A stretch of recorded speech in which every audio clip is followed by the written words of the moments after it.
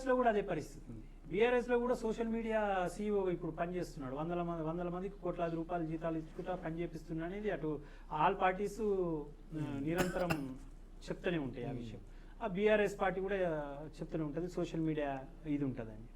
Next ఈ పాలన మీద గ్రిప్ లేక సోషల్ మీడియా తోటి సోషల్ మీడియా సీఈఓ పార్టీలో గ్రిప్ సంపాదించి పాలన మీద గ్రిప్ సంపాదించిన సోషల్ మీడియా సీఈఓ పాలనలో ఫెయిల్యూర్ అని 100% నేను చెప్తున్నాను.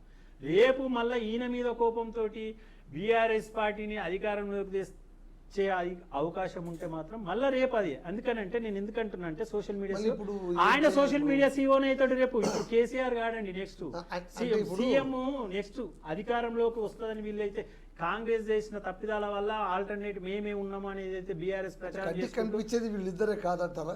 ఇప్పుడు అంటే సిచ్యువేషన్ అట్లనే ఉంది కదా. మేమే నెక్స్ట్ ఇప్పుడే ఆయనకి కేటీఆర్ ఇక్కడనే కాదు విదేశాలలో పోయి కూడా చెప్తున్నారు నెక్స్ట్ మాదే అధికారం అని. సేమ్ గతంలో చెప్పినట్టు సోషల్ మీడియా సీఈఓ చెప్పినట్టు ఈ సోషల్ మీడియా సీఈఓ విదేశాల్లో చెప్తున్నాడు, ఇప్పుడు చెప్తున్నాడు. రేపు ఆయన పరిస్థితి కూడా అదే ఉంటుందండి. 100% ఆ సోషల్ మీడియా సీఈఓ కూడా ఫెయిల్ అవుతాడు.